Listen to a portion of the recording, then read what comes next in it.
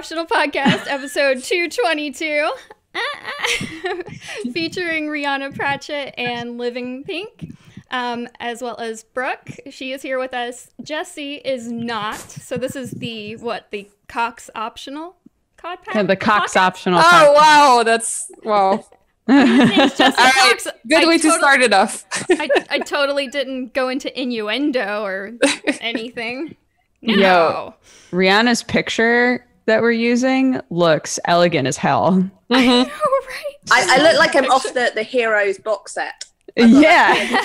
Staring into the middle distance. But when in reality, I just basically had a wind machine in my face and I couldn't see, but it sort of come out quite well despite that. But yeah, it's the wind machine in the face. I love it. I feel like anytime somebody's taking a picture of me, they're like, all right, do this and this. It's going to feel awkward, but it's going to look amazing. And I feel like maybe that's what's going on with you. Are you referencing a certain get pizza about 10 shoot? terrible shots and then one awesome one. Yeah. I was going to say, I love the pizza photo shoot that you did, Brooke. Yeah. That wasn't awkward at all. That was a lot of me just being like, I'm just going to eat pizza if you guys want to take photos. And they were like, great. So that was probably my favorite thing that I've ever done, ever. Same here, because every time I look for photos to put in like the thumbnails of the podcast, I'm always looking.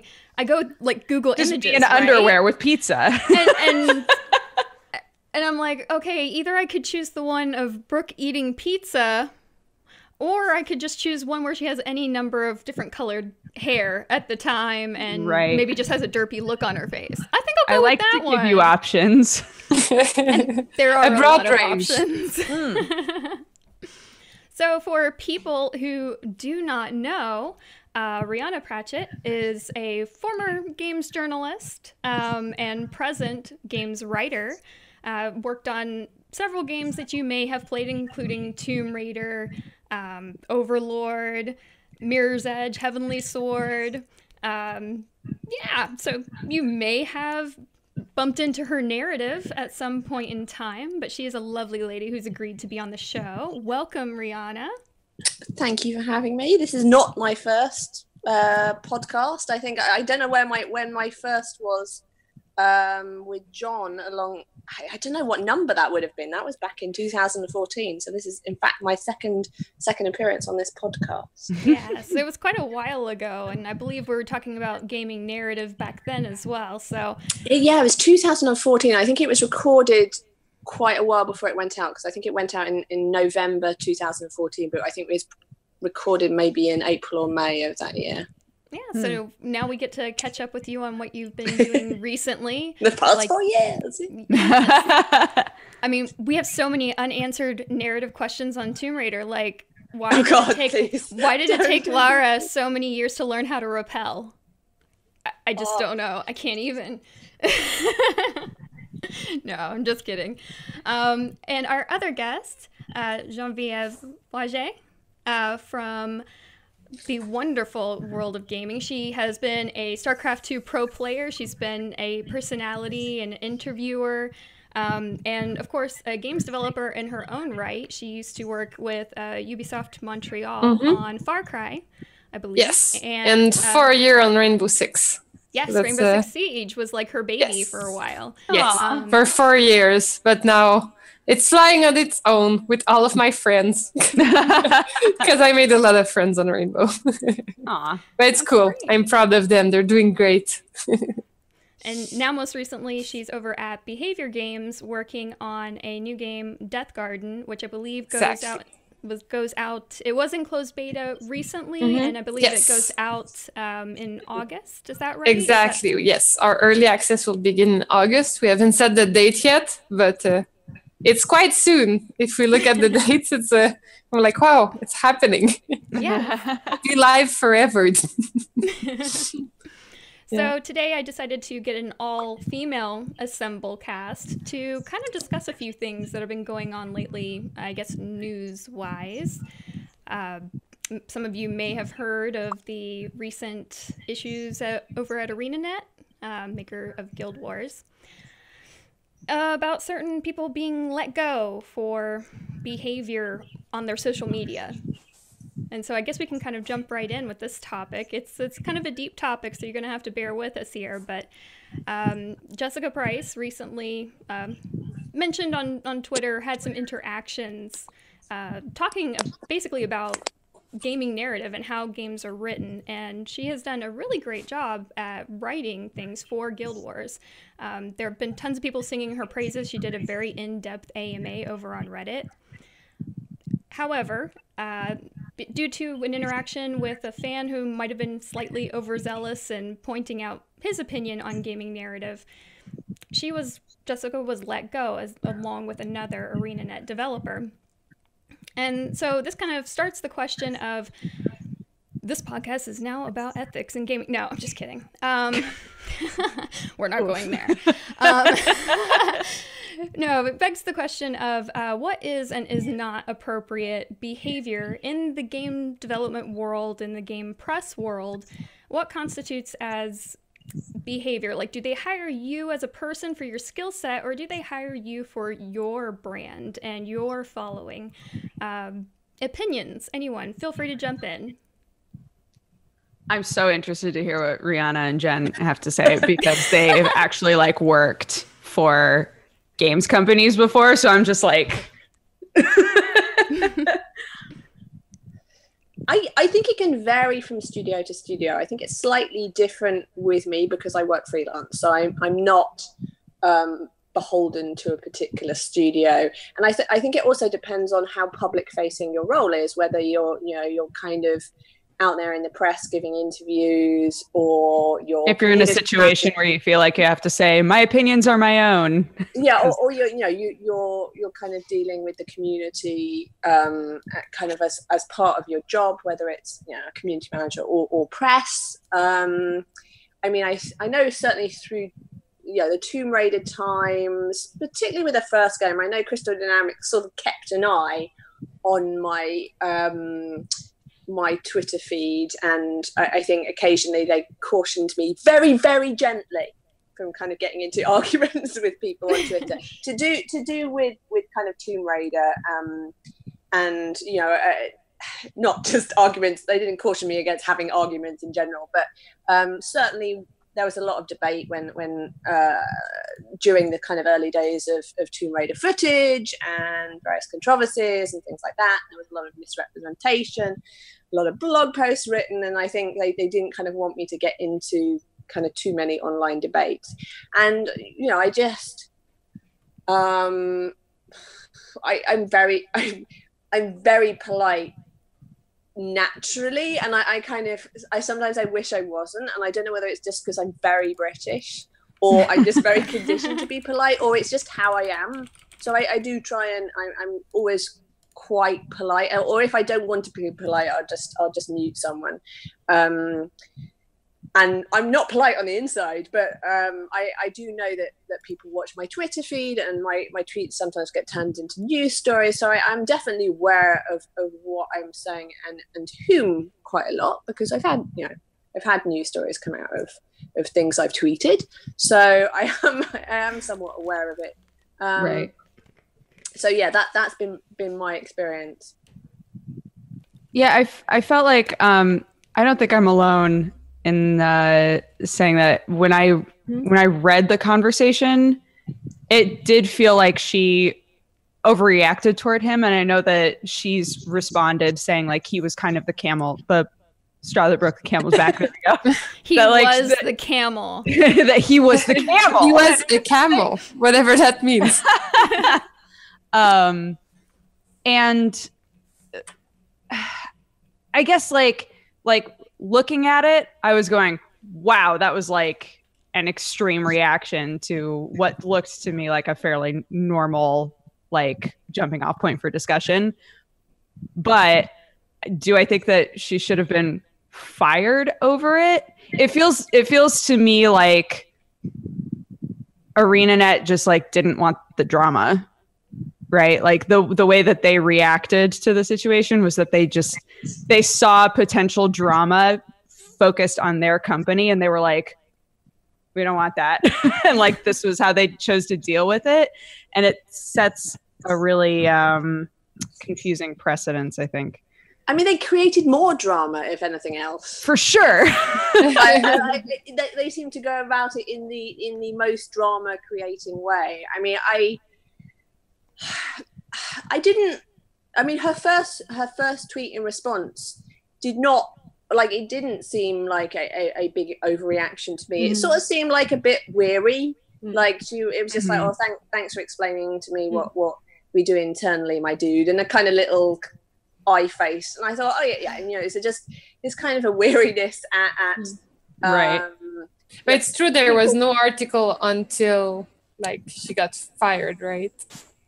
Yeah, I believe that was so. what started it. Yeah, she just seems a bit weird, kind of weary, and then he immediately said, "Oh, don't get mad."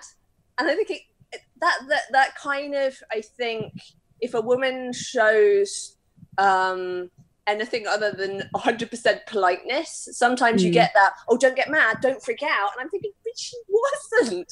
I think that kind of maybe irritated her into to escalating it. Because he kind of immediately accused her of getting mad, and it just seemed like she was just a bit weary with kind of that attitude of kind of popping up and kind of explaining how to do your job. I don't think he meant it in a bad way, and I think he was just maybe showing off a bit or just super excited, and things just got escalated. But for me, I could kind of see where her irritation came from. I think it just got escalated a lot. But yeah, it just, I think Arena Net dealt with it in a terrible way. I think it just became, it's increased the drama like 100-fold, and it has ramifications for the whole industry, I think. For me, it's like there's three main points that I keep in mind at the end of it all. Like, basically, to me, everyone has a part of responsibility in a way. Like, personally, as someone who has like a public figure and works for a company, I always have opted to be politically correct, and it's a decision. Like, I avoid anything religious or about like even feminism, even though like I'm truly for equality and I want to promote women. I don't tweet about like that point. I don't bring up like any controversial topic because I personally don't feel I'm equipped to deal with it. Like, I'm not a PR company and I could make a mistake and I don't want to get onto thin ice, so I just avoid it. So like, I think, like, you know, when you're venturing into dangerous territory, so it's like, I admire people that do it and that it works out, but you know, like, there is a risk and people should be aware of that. But then again, on the flip side, it's also kind of the company's responsibility to draw the lines, like, for the employees, right? Like, you know, people can have social media. Like, if you have rules, you should set them from the get-go and help your, like, employees be able to follow them, in my mind. Like, it's like those two ways, and you should be able to also, like, once the lines are drawn, because I don't know, like, whatever the context was, but the company, like, I feel if they warned everybody about the lines, they should be able to take action. But if they haven't warned about the lines, I feel they should be able to, like, support their employees and kind of give them a warning, like Rhianna was saying, and, like, help move forwards. And the last point, and then I'm done with my opinion, but also, like, giving power to Reddit over firing someone and their livelihood. Like, if Reddit thinks that they have that power, it's like, it's so wrong. Like, the public opinion should never have control over someone's livelihood. Like, are they doing a good job? Are they, like, did they do something wrong? Like, you know, it shouldn't be Reddit. Like, they're not paying their salary. Like, why would you fire people? Yeah, and there was so much response after it that was along the lines of, like, we could get anyone fired. It's like, oh, Jesus Christ. Yeah, that was terrifying. It was like, oh, we've got them by the throat. We can do anything we want. We can get anyone fired. And then that started a kind of a wave of emails coming out to companies with female developers, sort of trying to get them reprimanded or kind of fired. And Jennifer Shull has posted about that. and I think there's been a few posts have talked about how their companies have been getting emails, asking their bosses to address their behavior on Twitter, and so it's having repercussions.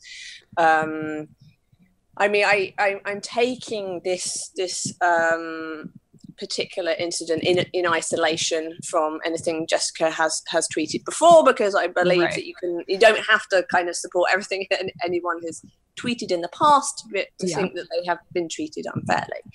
I mean, I think that there's probably stuff that could have been done, that they could have got a conversation between Jessica and the streamer in private and kind of talked it out, and maybe it would have been a good learning experience for both of them. They might have just, she might have decided that maybe the company wasn't a good fit for her, but kind of doing it all out in kind of public like that just felt very, very unfair. And yeah, just the kind of repercussions. And I know Jessica has talked about how when she came to ArenaNet, she said, "Look, I'm very vocal online." I was going to mention that too. Yeah, I saw that. Yeah, and it's like, oh yeah, well, you support it, and they supported it right up to the point they didn't. Yeah. Because you're right. She's always been very vocal about her opinions online. So. Yeah, and I don't understand Peter's firing as well. That one was weird for me. It was a kind of very mild defense. Yeah, and then gets fired for it. And I kind of don't understand where that goes. Just for people who may not know the interaction that happened, I'm just going to sort of recap a little bit, just so you can get a bit of context as to what we're actually talking about. So Jessica Price was on Twitter after an AMA on Reddit, kind of going through this massive thread. I believe it was something like 20 some odd responses to her own tweets, kind of like laying out her process and how she goes about her job. So it was very, professional, like this is my process. And then a guy, I believe it's Deror, comes in and sort of gives a bit of a suggestion. He's like, well, allow me to slightly disagree. I don't believe the issue lies in the MMORPG genre itself, as your wording seemingly suggests. I believe the issue lies in the constraints of the Living Story's narrative design. Now, keep in mind, written medium of any kind can always be interpreted several different ways. If you're not talking to someone, you don't know where the emphasis lies and where the inflection lies, you could very easily see that as maybe combative or an unwelcome suggestion, because you are replying to 23 of your own tweets in an attempt to sort of tell people your process. It's your personal story, so to speak. And some people do believe that their Twitter is their space, and, invading your Twitter timeline, whoa, sacred. Don't go there. But this happens to be a streamer who just the night prior to this incident occurring was praising Jessica Price's narrative and her ability to keep the Living Story going within Guild Wars 2. So it is difficult, but every story has two sides. It is difficult to determine that this particular streamer had some sort of animosity or ill intentions, or it is possible that perhaps he had addressed her before and we don't know that. So I just wanted to provide a bit of context there. Her response to his interjecting into her 23, 24 tweets in response to herself train of thought was, "Today in being a female game dev, allow me, a person who does not work with you, explain to you how to do your job." And so she not only responded, but she retweeted his tweet and then sort of made it about like sexist almost, very directly putting, a barrier there. It's like, oh, here's a dude trying to tell a woman how to do her job. And as a woman in the games industry, I totally understand that you kind of get very used to seeing dude bros trying to help out. And sometimes things can come off a little bit, I don't know, not so much misogynistic, but, they do take a bit of a tone, I guess. But keep in mind, this is, again, a written medium. It can be taken in many different ways. And then she followed that up by basically calling him a rando asshat. So that's the kind of the context of the exchange that had happened, just for people who may not have been following this particular development. And then Jessica's colleague, Peter Freeze, comes into the story and kind of defends her on Twitter, basically, tells this guy, hey, you need to back off. Jessica does a great job here. Don't try to tell her what to do or how to do her job. And so this happened over Independence Day here in America, so the 4th of July. So both Jessica and Peter were both off the clock, and this exchange happened in a space that is technically not controlled by ArenaNet. And so the very next day, that is when Jessica gets let go, as well as her colleague Peter. And this was out without previous warning, as far as we know from Jessica's messages, that she was not given any kind of prior warning or a slap on the wrist and said, no, please don't do that, don't do this in future. It was literally straight out, no warning, you're fired. And Peter, the same thing. Again, we have no knowledge if they had any sort of performance-related issues behind the scenes, and maybe that played into it. But as far as we, the public, know, it was literally, hey, you're fired because you were mean to someone who is a player of our game. Right. So that's kind of the overall sort of glossing, I guess, of the exchange that happened. I really don't understand Peter getting fired because he was supporting an employee. Right. And he's very positive overall about like the game and the company, and like I was surprised that it happened to both of them. Same. Well, so it's more of a neutral statement I'm just gonna add, but it's true in the past, like when I started as a community developer, so you have like a formation and you think about like how to reply to people a lot. One of the things that we talked about and put in our own guidelines was like, and that was not at the company I work at right now, but I still carry that over with me. It's like, don't get into conflict, just provide information.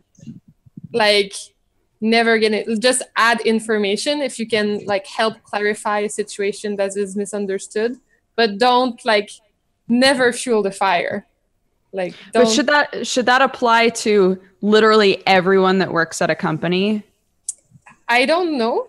Like to me, I'm always careful. Like I mean, personally, me too. I'm like like when I'm tweeting, it's like, let's be extra paranoid right now. Could anyone ever interpret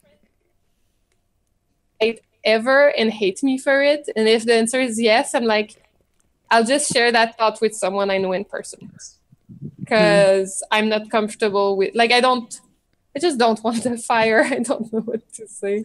I'm lame on Twitter.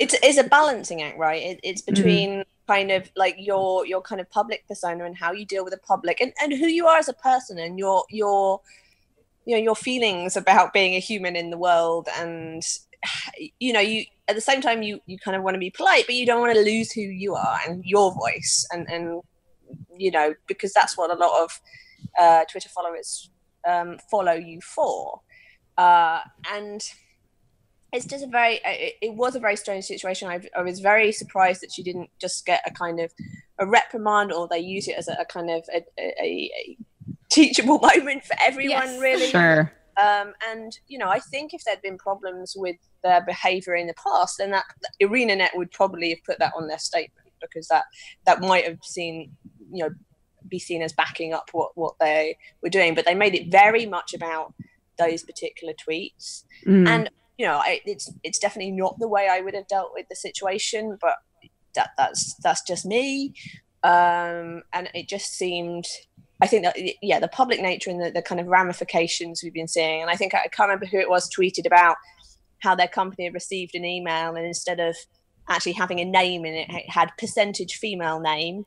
I read that was crazy. And like it was just a blank, it was just a kind of template letter that had been kind of done by people to just bombard companies with female employees that might be vocal on Twitter, and it's just that is kind of horrifying. Yeah, I mean, like any developer or anyone working on a game should feel like they can speak up for themselves. Like taking away that sort of autonomy is also dangerous, right? You shouldn't feel like threatened to have an opinion, but like still, like to me, a lot of people, I know that's taking a stab at so many people, but a lot of people write like tweets are my own. Like that doesn't change anything. Like if you're writing that you're working at that company and people know that, like you can't say literally anything because you just wrote that in your Twitter bio. Like it's like it is a public space. It is recorded forever and ever, whether you like it or not. So like you have to be conscious of that.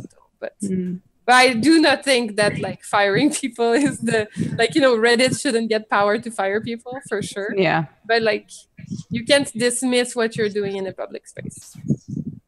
I believe there's just kind of the illusion. Absolutely. I mean, I definitely agree with that.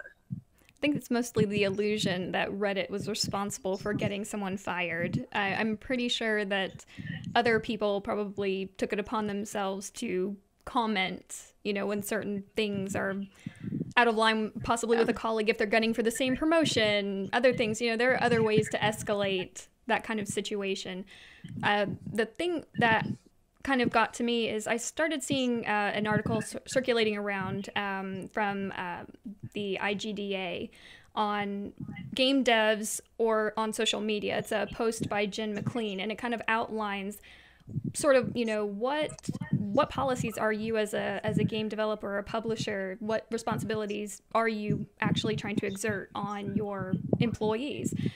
Are you going to back them up in the event that they are attacked? Is it something that you don't want them to handle it themselves? You want them to come to you for assistance in, diffusing a situation when it involves, an employee and perhaps a disgruntled gamer or somebody who just has an opinion that's differing from yours. And one thing I do think that this situation has caused is a lot of conversation is going to start to take place in varying companies across the world who are involved in gaming as to what is and what is not appropriate and what spaces do they actually have control over. Possibly new contracts being written, new clauses that say, you can't talk about our game on social media. There's so many different levels that each game developer has already sort of, put down for themselves. Some companies, they have a completely zero communication policy where, hey, it's all closed, alpha, closed beta. Nobody can talk about anything. You don't talk about the game to anyone. But at the same time, that very distinctly puts a big boundary between the community and your game. And if your game is community-centered, like an MMORPG, for example, anything that happens to have, you want that huge community interaction and helping create the world and create the game. I think that divide is very, very painful. You're trying to invite players into your community. And I know, Jen, you've worked on a couple of games where community actually plays a very big part in it. And I don't think that being one of those developers saying you can't talk about anything, I don't want you to discuss the game, anything that you're working on at all over social media, because that's hard. It's very difficult to set the tone right. I know at any company or on any game that I've worked on, it's always a topic of discussion. It's how much can people express their opinions? How much can they interact with people? And I know the dream is that everyone can interact with everyone, but I think if you, let's say, allow this, it's really important that you give the proper tools to the people you empower to talk, to not make a mistake and to be safe and to live it well, because anytime you go into a public role, I knew that because I used to stream, so I'm expecting public backlash every time I talk. But a lot of people that are devs don't have that experience, right? So you have to prepare them. If you're going on stream, there will be someone saying something mean at some point. you just can't avoid it, right? So it's kind of the company's role in my mind to help people that want to talk get to talk, but in a safe and comfortable way. And it seemed that ArenaNet didn't have a kind of policy covering social media. So Jessica kind of suddenly they decided they had one, and she'd sort of gone against it without sort of telling her. And I think she sort of told them how she interacted online, and according to her, they supported her, and they were like, oh yeah, speak truth to power, etc., and she showed them her Twitter and things like that. So they kind of knew who she was and how she communicated. And I don't think, given that how she's communicated in the past and some of the things she's tweeted in the past, this is like a huge surprise. But also accusing both her and Peter of attacking the community, I think was dangerous language, because it really painted a target on their backs. And it's sort of like they pushed them out with another target on their backs. And I know they've both got a lot of harassment because of that, and it's increased harassment for other game developers, particularly female game developers as well. And it was very incendiary language they used, which I don't think they were attacking the community.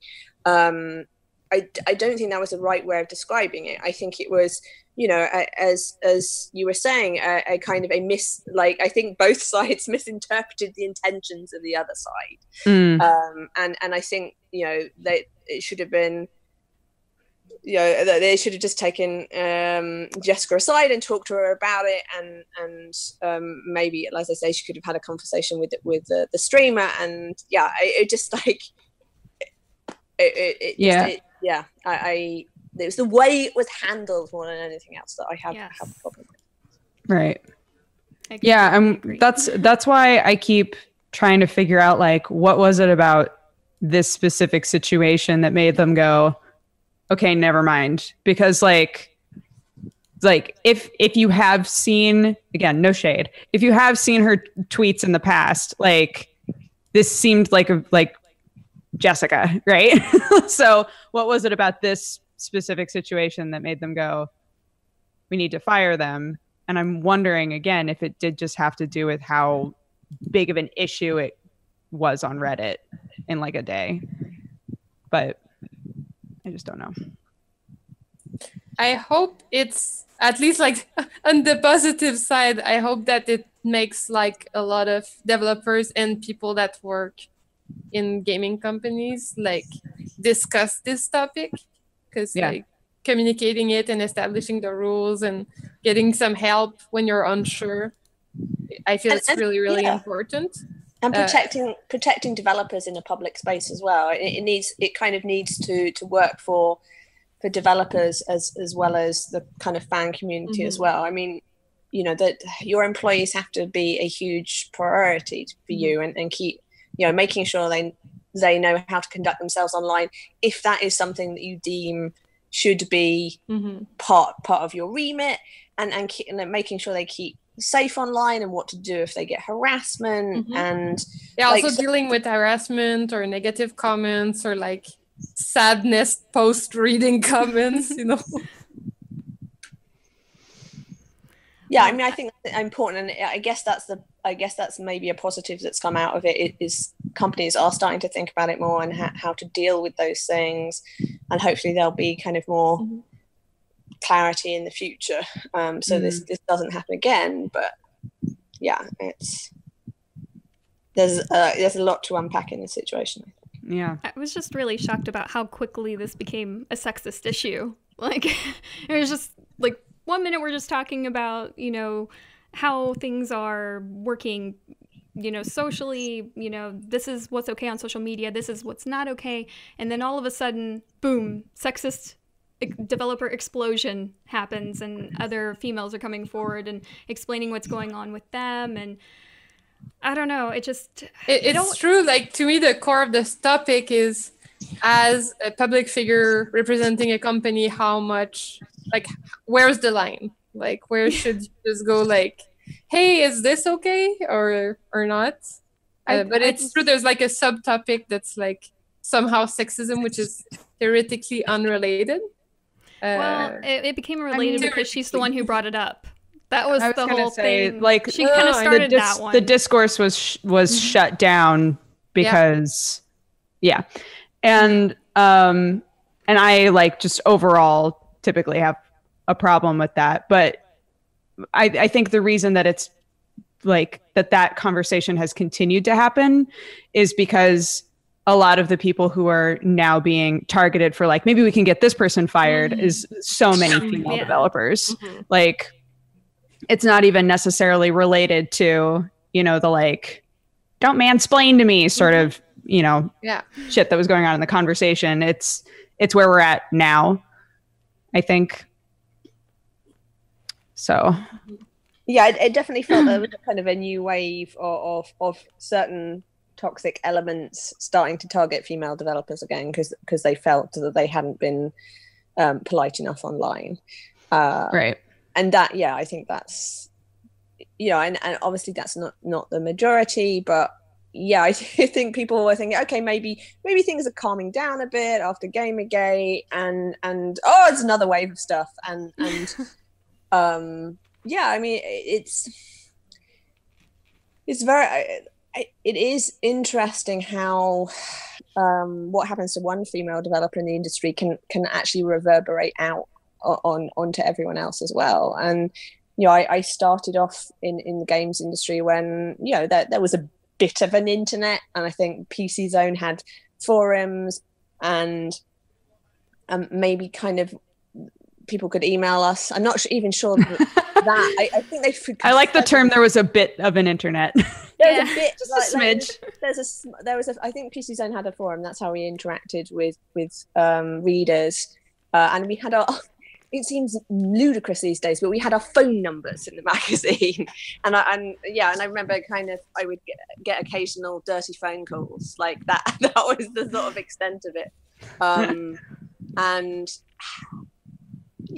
so that, you know, the forum interactions is all sort of very kind of, you know, much all your team could kind of see it, and you know, you occasionally got letters.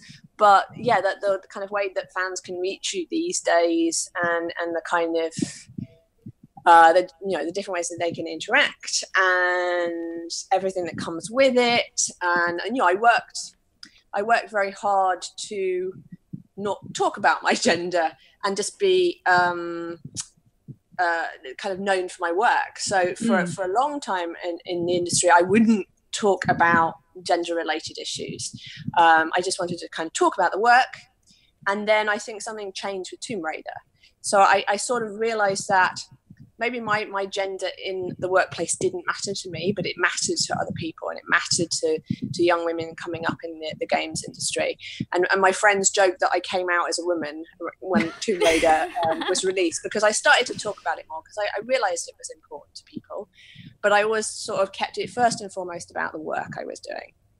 But I started to feel more comfortable about talking about those issues. You know, I had a history of working with female protagonists, and I felt that I had something to say, and I proved myself with my work, and I felt like, yeah, I can go out and talk about this, and no one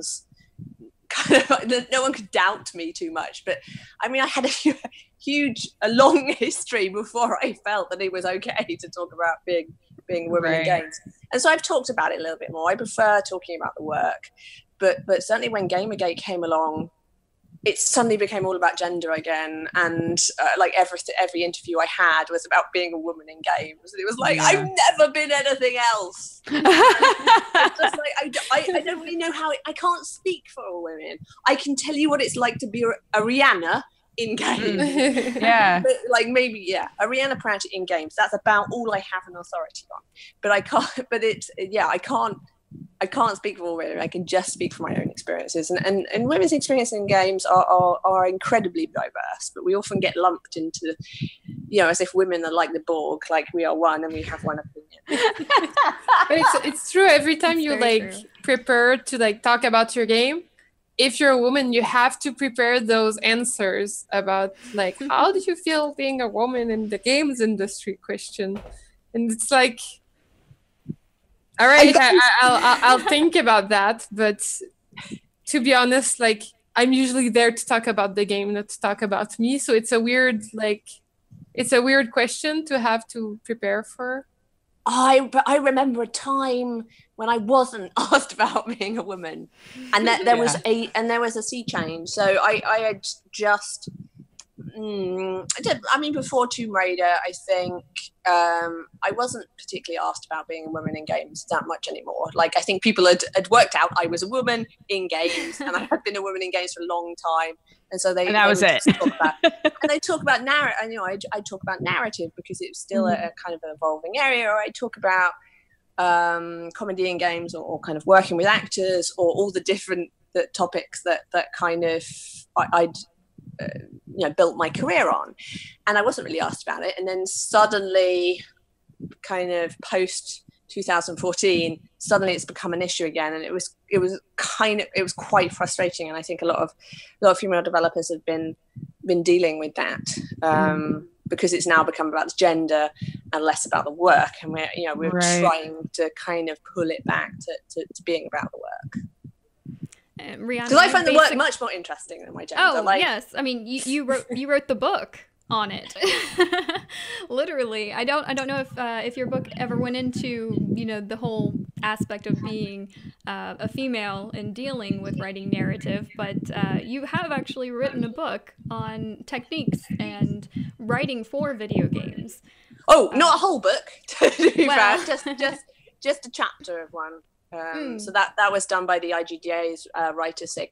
So we produced a couple of books about writing for games, and it was all done by games writers that were all working in the trenches every day. So Google them. They're the great kind of grounding for understanding games narrative. But yeah, I was not alone. I just did a chapter in each one. Gotcha. Still impressive. Very impressive. Yes. Woman of many talents. I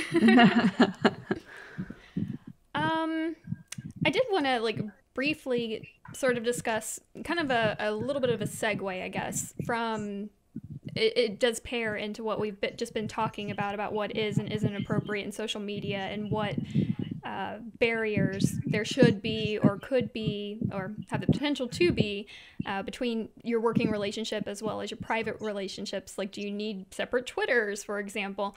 I feel like our generation particularly has had a very difficult time of coping with the box that we have kind of made for ourselves with social media. Back when I was first born, the internet was a very small thing. We used news groups. So you remember when there was a bit of an internet? A bit of an internet, yes. Yeah. And now my son, for example, is 15. He has only ever been alive during a time where the internet has been in existence. So social media is a thing that he has been on since birth, basically. Isn't that bizarre? It is. When I think about the fact that I didn't touch the internet until I was 12. Mm-hmm. And everybody else is now being born and there's just internet. I'm it freaks me out for children. Right? It's weird. I'm scared for the children. I'm sorry. So am I. Growing up, I went to school, and I had at some point in my life a tough time in elementary school where I was not the coolest kid at all. So I'd go home. We've probably all been there. Yeah. And, I'd go home and I'd be very sad. But then I didn't have Twitter or Facebook to remind me that I'm not cool. I had my parents that said that I was cool, and I had other friends that said that I was cool. So I felt much better. So I'm scared for the kid that's not cool and goes home and is reminded of it constantly. And I'm I don't know. Yeah. That freaks me out. But it's okay because we grow into the cool kids later. Yeah, we're cool now. Totally. I think often the people that get bullied and teased when they're younger or picked last in sports tend to be some of the most interesting, imaginative, creative and awesome human beings later in life. They shouldn't go through that shit. And I completely agree that social media has added a whole new dimension to it. But yeah, it's, you know, that if you can persevere through, like, you're going to do awesome things in the world, I think. I feel like because this digital age has emerged and we have crafted this nice little box of, hey, everybody's connected, there is no such thing really as privacy anymore. If you put anything out on the internet, it is screenshotted and saved for all time, basically. So you're not free to make mistakes anymore. And the reason I say, you know, that particular statement is because there are things that people have said that are considered mistakes, things they wish they could take back. Goodness knows my husband made a few of those comments that he wished he could have taken back, that were screenshotted and archived for all times and constantly posted every time he said anything. There are statements that Jessica Price has made about celebrating my husband's death on the internet. Do I think it's a mistake that she said that? It's her, you know, her right to free speech to say what she wants. But if she ever does regret it, there's really no removing it. There's no going back, and it's like, oh guys, well, hey, I'm sorry. That will continually come back to her every time she says anything regarding my husband or what he did. There are other developers from BioWare who also celebrated the death of my husband. Can they take it back? One of them did, actually, and he apologized and sent apologies to me. And I forgive him for what he said. But again, it's the situation of, you said it, the internet has it, Reddit will never let you forget, and the internet will never let you forget. And it's very unforgiving. So I feel like our children are being raised in an age now where they can't make mistakes. And that kind of pressure, I don't believe, is something that the human body was probably designed to be capable of. This being connected 24/7, not able to punch in and punch out, and consistently having to keep up this cult of personality, make sure that everybody likes me, but yet I'm going to put my opinions out there, and you don't realize until after the fact that, hey, it offends like X amount of people what you've just said. You can't just instantly take it back anymore. Twitter doesn't even have an edit function. You can only remove. Right. And not really being like allowed to grow, right? Like saying something and years later being reminded, but you said that thing. It's like, right, but I've also, when you were 9. I'm a different person now. Yeah, I've learned so much. I've grown so much. Like, we're all constantly learning new things, discovering new things, and like adjusting how we see the world. And yeah, the fact that like there are people to this day who have, you know, more of that sort of I never forget anything that you've ever said. Every now and then I get one of those emails that's like, I remember when you said this when you first started YouTube. And I'm like, cool, 8 years ago? Yeah, I bet it was something really fucked up and weird. But like, that's not how I feel now. Am I not allowed to grow and be like a better person, you know?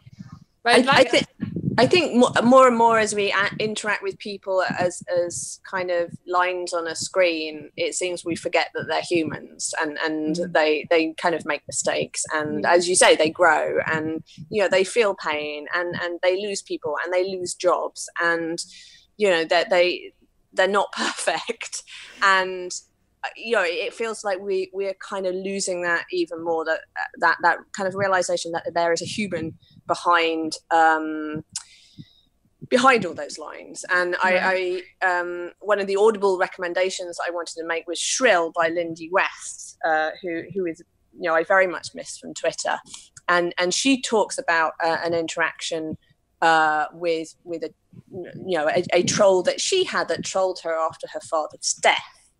And I think she tweeted about it, and the troll actually had a change of heart and got in touch with her and apologized, and she ended up having quite a long phone conversation with this guy for I think it's This American Life, and she also kind of replicates that in Shrill as well, where she, you know, she talks to him about why he did it, what kind of motivated him to do it, and what he was going through at the time. She kind of talked about what she was going through, and it was kind of a beautiful moment of realization on both sides, that they were humans and they were, you know, they were in pain, and sometimes humans in pain deal with things in bad ways, but they can have changes of heart, they can forgive, they can remember that, you know, we're all humans together at the end of the day. And it really is a kind of a beautiful story, and kind of runs against the kind of don't feed the trolls thing, because she actually confronted the troll, and they kind of had moments of understanding, and it felt like that. It felt like a important moment, and she talks about it very well. So yeah, Shrill by Lindy West, I definitely recommend. I just bought it. You pitched it well. I just bought it just now. All right. That's a very nice segue into our sponsored segment for today. This episode of the Co-optional Podcast is sponsored by Audible. You can start a free 30-day trial and get your first audiobook for free by going to audible.com/cynical, or you can SMS cynical, the word cynical, CYNICAL, to 500-500 to start your free 30-day trial and, again, get your first audiobook for free. And I'm just going to show you guys on the screen here the book that Rhianna was just speaking about, Shrill. Typically, you'd have to pay $28.50 for this Audible book, but again, you start your free trial, you can get that one for free. There you go. I have more recommendations. I have so many recommendations. No Oh my God, worries. hit me. Feel free. Go right on ahead. Okay. Robert Webb's How Not to Be a Boy is really great. So Robert Webb is I guess most known for a show called Peep Show here in the UK. Right. And that is a fabulous book, and Robert reads it, and it even has a quote from Unseen Academicals in it, which has just been released as an Audible exclusive as well, if you're interested in that. And oh gosh, what else? There's a really interesting book I'm reading at the moment called The Trauma Cleaner. I'm being read to, called The Trauma Cleaner. And it's about a woman that goes into houses that have been occupied by hoarders, or maybe there's been a murder or a suicide, and the house is in a complete disarray, and she basically cleans it up. It's fascinating. It's by Sarah Crasten-Austin. So she is a journalist, I think, who goes around with this woman who is a trauma cleaner, and it's really fascinating. What else would I recommend? It reminds me of that movie Sunshine Cleaning, actually. Oh, right. people who went and cleaned up after. Yeah. I mean, this is exactly a woman, who does it every day. Yeah. Oh gosh, Brave I can't imagine. by Rose McGann, I found fascinating. And that was a kind of real in-depth look at the ugly side of Hollywood. What was that one called? Brave by Rose McGowan. Oh, got it. You'll know her as the person who dated Marilyn Manson at one point.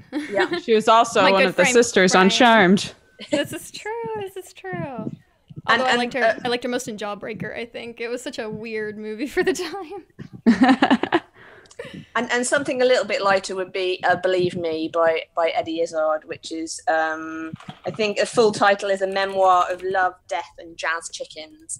And the Audible version is really good because he procrastinates a lot, as is the style of his comedy, but he looks things up on Google on his phone while kind of reading the Audible. So the Audible version has a lot of stuff that the book doesn't have. Amazing. He's just gone off on a random tangent and Google stuff, and sometimes it's stuff about his own life that he's just like checking Google for facts. And so yeah, the Audible version is really good. So hopefully those recommendations will sort you out. Yes. Aw, I had no idea he made a book. I love him. Yeah. I think he's made a few books, but yeah. Really? Yeah. A book that I have been rereading. I tend to reread this at least once or twice a year, it seems. I'm rereading Mort. I started rereading it right after my husband's passing. I don't know why. It's just very cathartic in a way to think of death and in that context. But of course, I'm a big Discworld fan in general. So Mort by the late great Terry Pratchett. And if you happen to notice right here on the same page, the Audible exclusive for Unseen Academicals, also by Terry Pratchett, which would be an awesome addition in case you haven't checked it out yet. I actually did not know that it was available, and Rhianna told me that it was available when I was telling her about rereading Mort, and I was just like, oh, new stuff, yes. So that's getting added to my queue for sure. Yeah, just a little aside in relation to Mort, we used to get so many fan letters from people who were nearing the end, and or they had a terminal illness, and how comforting the character of Death was for them. And if God, it basically those fan letters basically ended my mum and me, and we'd just be in tears over them. But you know, they would say things that they knew that when Death came for them, he'd be riding a horse called Binky, and it was just like, oh God. Oh. But it was sort of lovely that it gave people comfort. And you know, my dad was not shy about talking about death, either as an anthropomorphic personification in his books, or about his own, really. And I think he believed that, you know, the Victorians had it right about death, maybe not about sex, but they were very open about death, and because, you know, it comes for all of us, and yet we find it very difficult to talk about death in public. And he definitely kind of wanted to change that conversation. Yeah, everything that you just said and more. No, it's been such a comfort to. I've been going through lots of books, listening on Audible. One thing I think it's great, mostly for the summertime, is that if you're going on vacations, most of the time I'm loading up Audible books on my like my iPod or whatever device I'm taking with me, and I'll hook it up to my car. So I just finished a 10-hour drive back up to Ohio to visit some family, and then 10 hours on the way back. And I managed to go through a number of Audible books. So I think it's a great thing to have for the summertime. If you're like going to the beach, you know, just load it up on a device and just be able to have that book with you if you don't happen to have it in physical form. I personally have some ADD issues, so to keep my attention in check, sometimes I will have the physical copy of a book as well as my Audible app on whatever device I happen to be carrying, and I'll kind of just follow along. I'll read along with it, and that's been pretty helpful for me in combating some of those attention issues. My last recommendation is I rewatched the movie of this a few days ago because I was feeling a bit down, but I went ahead and picked up The Hitchhiker's Guide to the Galaxy because it's an incredible book in its own right. But of course, I love the fact that it's narrated by Douglas Adams as well, and I have, I think it's 5 books that are in that series altogether. And I haven't made it past the 3rd one yet, but I'm working my way through it. But having Audible along on the drive and everything has been really helpful for me in processing some of my grief. So again, if you do want to start your first 30-day trial or get your first audiobook for free, you can go to audible.com/cynical, CYNICAL. It's also on your screen. Or you can SMS cynical to 500-500. So thank you, Audible, for your sponsorship of this episode of the Co-optional Podcast. All right, I think we may be going to a little bit of a break, and when we come back, we do have some actual more gaming news to talk about, and it'll be a lot of games that we are looking forward to playing, and some games maybe that we've already played this week. And Jen has also brought along for us a kind of a preview to Death Garden. So I think we might play that during our break, so that way you guys can get a little bit of a taste. Jen, do you want to kind of set up what we're going to see in this Death Garden video? Sure. So, it's basically the video that we recorded with the devs, our creative director, Ash, and our design director, Matt, to talk about the vision of the game and where we kind of want to take it. It's really, really early on still. We're about to start early access, and I really hope it's gonna be another like of this adventure with the community, like we kind of had in Rainbow. I want to redo. I want to live the dream again. I really hope that people are gonna like it. It's another online multiplayer game because I'm a big fan of PvP. So of course I want to do more PvP. It's an asymmetrical action game, which I feel is really cool and interesting. It's like not an easy one to tackle, but Behavior did it with Dead by Daylight, which is actually pretty successful on Twitch. So we're kind of taking what we learned, trying to do something a bit different, faster, more action-oriented, where we have like, I don't know how deep you want me to go into this. I get pretty excited about the game. So yeah, go ahead. To me, what I really like, it's like there's two experiences in the game. It's kind of cheesy, but you can either play as the hunter, which is basically an FPS because it's in first-person view with a gun, or you can play as a runner, which is actually in third person. It's more of an action team-based game where you're kind of like a parkour ninja person that wants to fight for map control and escape.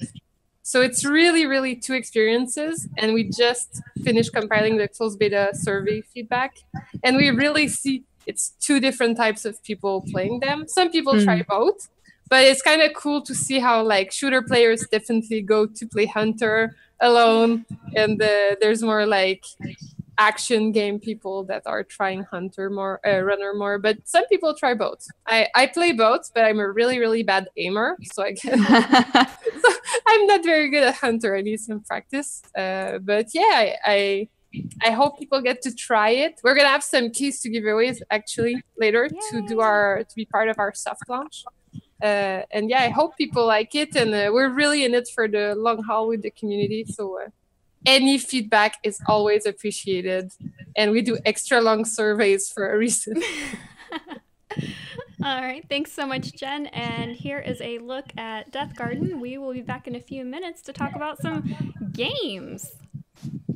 Stay tuned.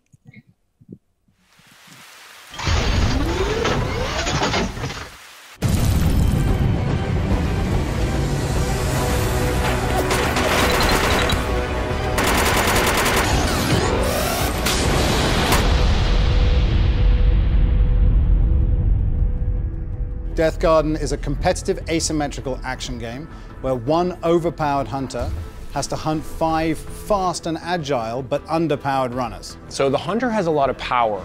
The runners themselves are obviously weaker on a one-on-one encounter, but what gives them their power is the team of 5, is their agility and the fact that they can work together to complete their goals. We also gave the runner and the hunter different perspectives. The runners play from a third-person perspective, and the hunters play from a first-person perspective. It's got a very traditional FPS-style gameplay, so it's got access to ranged weapons, guns, also bringing a fundamental power into the level. Now, this power is designed to tip the balance in favor of the hunter. Now, which power they bring into the level will change the way the runners have to adapt. And really the game revolves around control of the map. The runners, even though they can't damage the hunter, they have access to a lot of tools to slow him, to stun him, to manipulate him into making mistakes, tricking him around the map. And that difference of FOV really can create these unique moments where a runner will be hiding in grass, let's say, and the hunter's right beside them, but they can't see them because of that difference. So right now we're showing off one objective type, which we're calling capture. There's 3 objectives to capture, and the runners have to capture 2 of them. If they're successful, exits will open and you can escape, if you can. The hunter's win condition is simple. He just has to kill 3 of the 5 runners. A good hunter will have to understand how the teamwork works for the runners. Because at the end of the day, if the runners gain control of the map through their good teamwork, the hunter will just be chasing shadows. And even those empowered with all the abilities of the weapons and the powers to be able to strike back at them, if you can't find them and break that team dynamic, then he's going to start losing control of the game. We're making a procedural game that forces you to think on your feet. Every time you play, the map is different, the layout is different, where the objectives are is different. You can't pre-learn that. You have to think on your feet and do it when you get into the game. So we wanted the game to be very responsive. We wanted to have elevation in the game, and we wanted to have this responsiveness and elevation create amazing chases. We don't want every encounter to end in a death. We want escapes and chases and coming back into the game. Runner revived. We deliberately made the choice to not have a mini-map in Death Garden. How do people know where everyone's going? How do I play as a team as a runner? We built a mechanic for runners, which we're calling marking. That allows runners to shoot any crate in the environment, even the objectives. And by doing so, it reveals it to everyone in the map for 30 seconds. This allows people to kind of build the map awareness by doing an action in the game. But as we move forward, we want to add more and more abilities and powers and weapons, and the core system will adapt to that. So it's very important for us, especially in an asymmetrical multiplayer game, to be able to see how people are going to start interacting with the suite of options we've given them.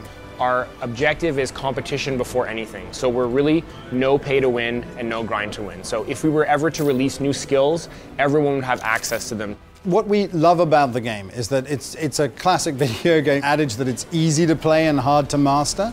And it's what we really want to do with the choices is add more and more potential depth. You don't have to take on all these choices at an early stage. But the core concept of working together as a team is the most important thing in the game. So as long as you understand that, anything we add on top of that is just going to make the game better over the long term.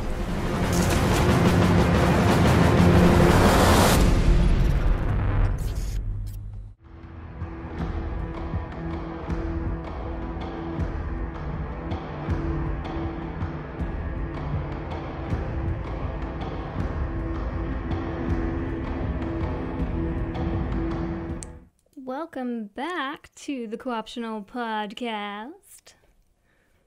Hopefully everybody's back. Yay! I got thumbs up. All right, excellent. All right, so games. This is usually the segment where we talk about games that we have been playing. I myself have been playing some Octopath Traveler on my Switch.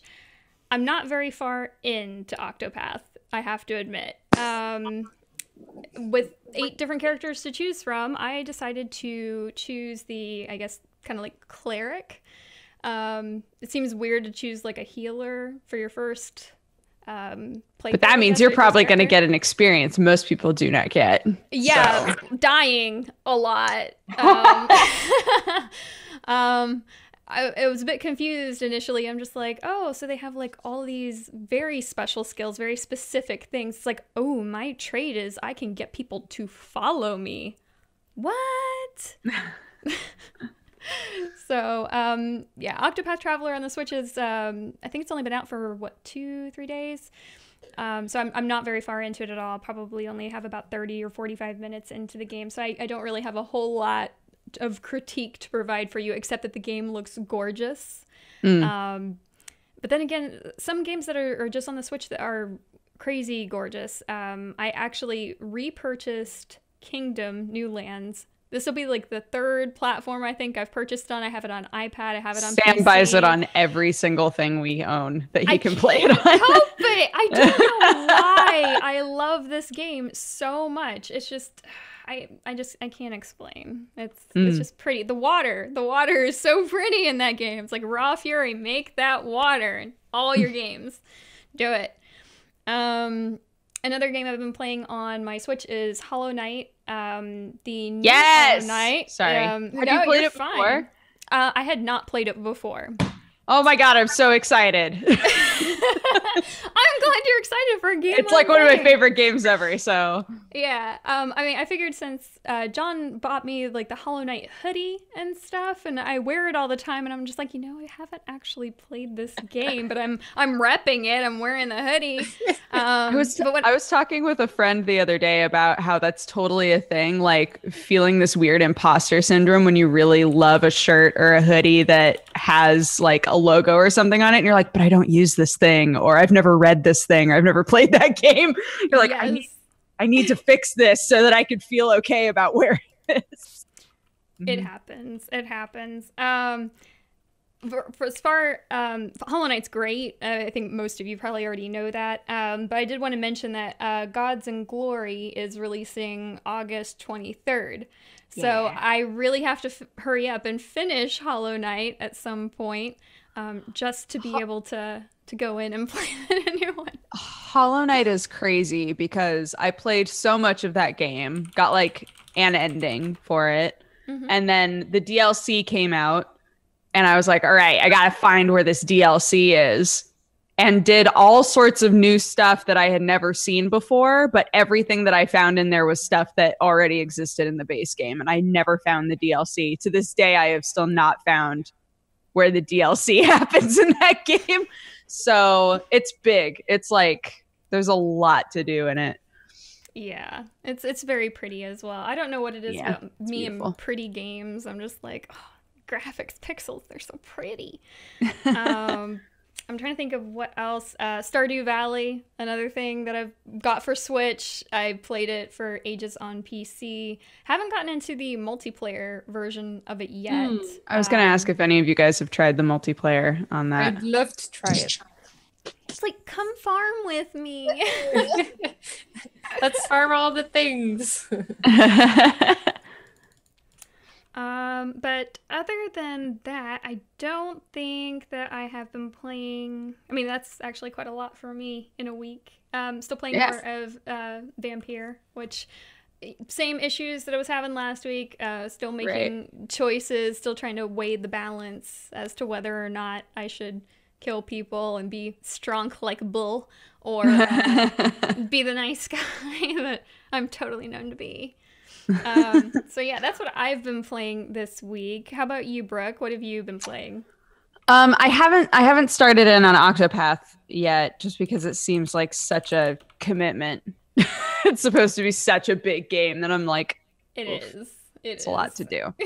So I haven't really gotten into that yet. I played through the like story mode of Shapes and Beats, which Jesse talked about last week, but I can confirm the way that they work a story into that game is actually extremely charming. It's like a really fun game. They also have it set up where you can just like hop into multiplayer with just randos, but you can also make a private room and people can join you. So I was able to play it with some of my viewers and stuff, and that was really fun. Just overall, that game is really, really cool. And apparently they're adding in a make your own level, add your own music sort of a thing to it, which I think will really, that'll bump it up. Because currently you like in the challenge area, so not the campaign, but in the challenge area, you accrue like a currency, and there isn't really anything to do with the currency yet. So I assume that it's going to be like you can buy songs to play with it, something like that. But yeah, currently there really isn't anything to do with it. What else did I play? Fuck, I know I played something else. Oh, I started playing Forgotten Anne. Oh. That game is super cool, and I have no idea how I didn't realize it existed. It's a side-scrolling adventure, like kind of puzzle game. Where you play a girl named Anne who is in what's called the Forgotten Realm. And it's basically where things that have been forgotten in the real world go. So like, you know, that sock that you lost or whatever else, like all of those things wind up in this other universe. Once they're there, they gain sentience. So there's like fridges and socks and hammers and guns, like all sorts of things that have gained like personality. It's really, really interesting to play because it establishes sort of this world that has two factions, and one faction really wants to figure out a way, I'm kind of like trivializing the story, but wants to figure out a way to get back here. And then the other faction is like, why would we want to go back? We were just things there. You know, we didn't have like autonomy. We had no control over our lives, and we can actually like, we have life here. You know, why would we want to go back? And And so you are one of only 2 humans that you know of at the beginning. And you're called the Enforcer. And the rules that have been established in this world to maintain order, you're like one of the people who controls that. And you have this little glove that sort of you can use to draw energy, like life force, out of things, called anima. And anima is used for everything. It's used to like power stuff. It's what's inside of all of these items to give them life. So yeah, it's interesting. It's how they do all of the puzzles in the game, is like figuring out like, where do I need to put the anima in order to make this go and do this and blah, blah, blah. I'm almost finished with it. I was streaming it yesterday and I was like, all right, I really have to go. How much is left of this game? And some people said 20 minutes and some people said 2 hours. So I don't know how close I am exactly to finishing this game, but I think I'm pretty close to finishing it, and it's been a blast the whole time. So I would highly recommend that game. It looks really neat, actually. I'm showing some of the gameplay on the stream now, and I don't know, it actually looks kind of like the sort of game that I would typically play. So yeah, you should try it. It's so good.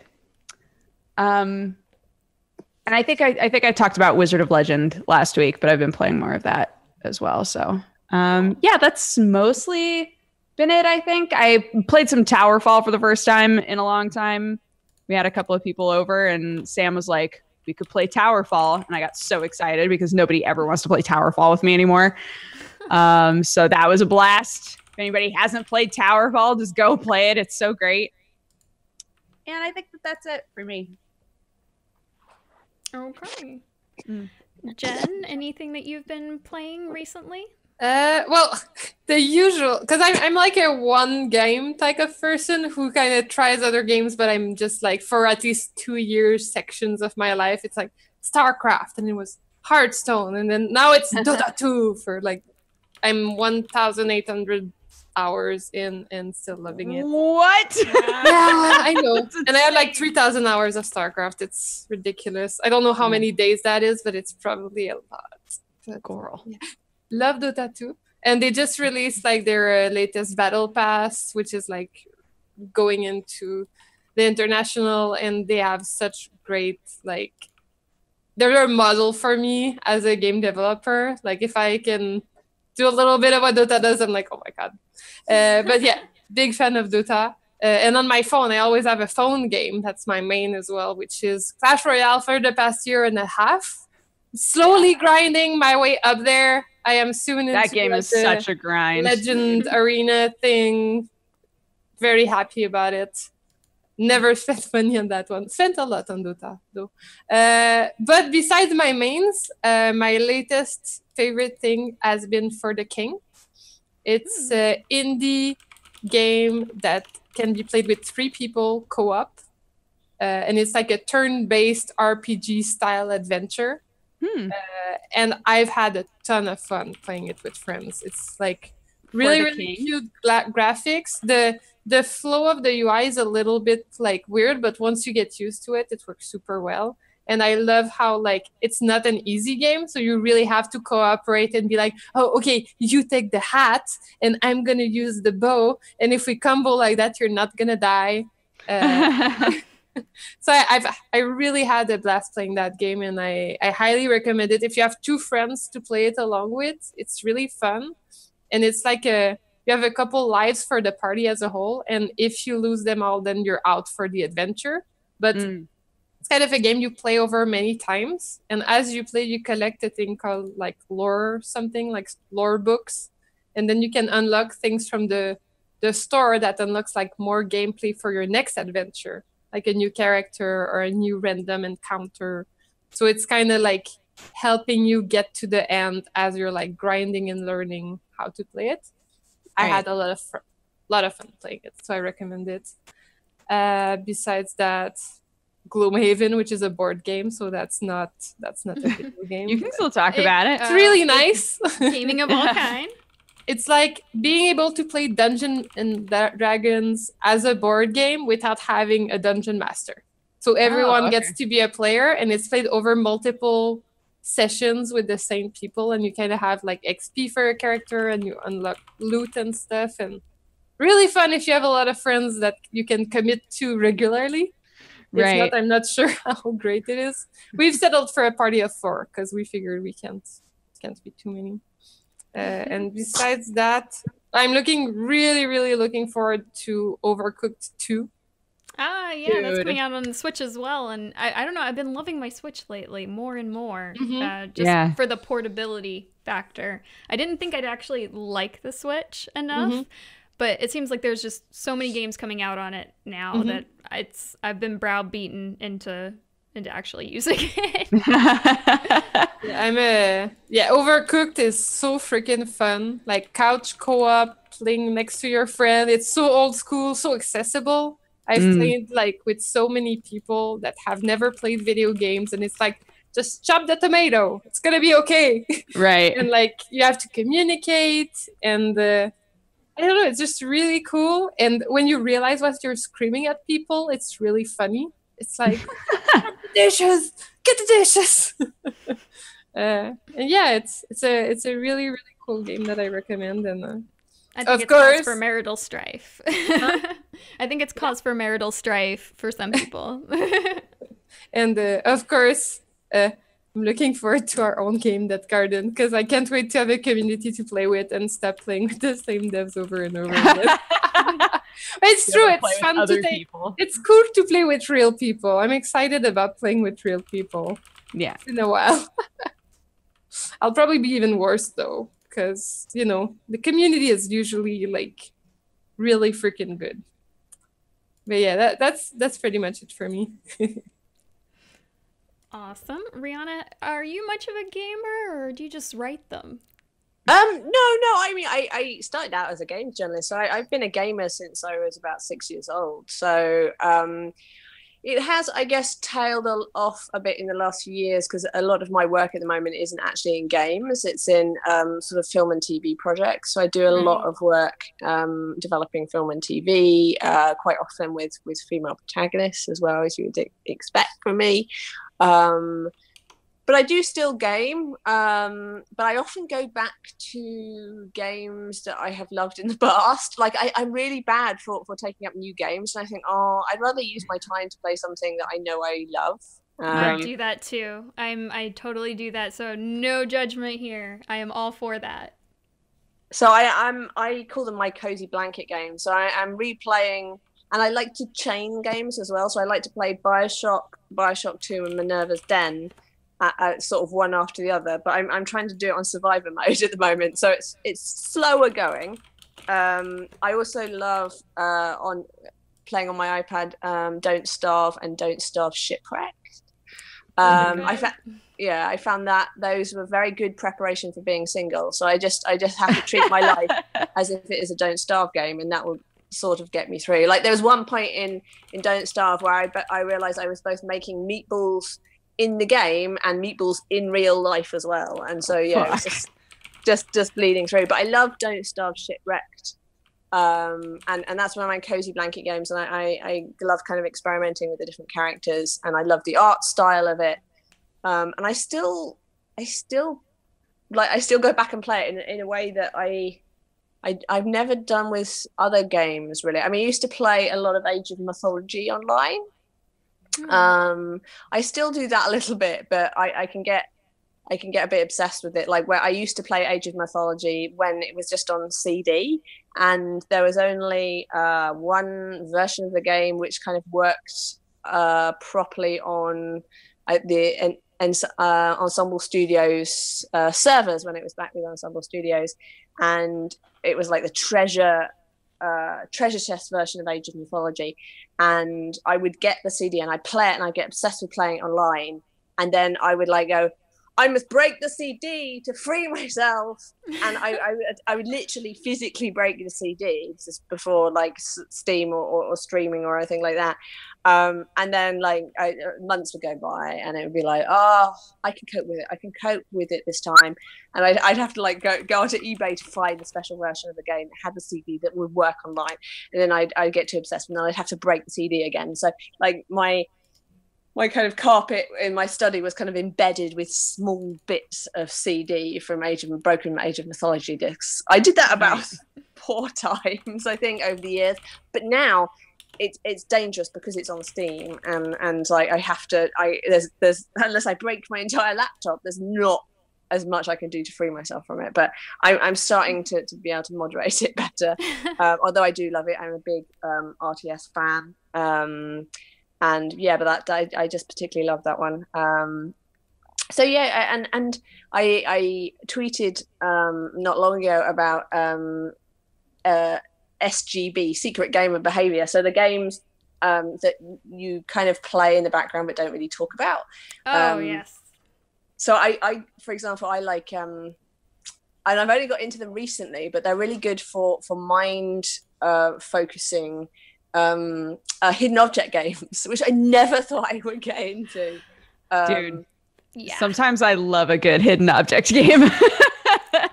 And again, they've also been a good lesson in life. If ever my like personal space is becoming too much like a hidden object game, then I know now is the time to tidy up. Right. But yeah, I play the criminal case games, and I like Mistress of the Past, because I've got you live on an airship, and I have a spaniel with a steampunk monocle, and I have like a kind of redheaded Irish female partner who drives an automobile she calls the Madmobile, because her name is Madeline, I think. And I'm pretty sure she has an absinthe addiction, and I'm just like totally in love with her. Living the dream.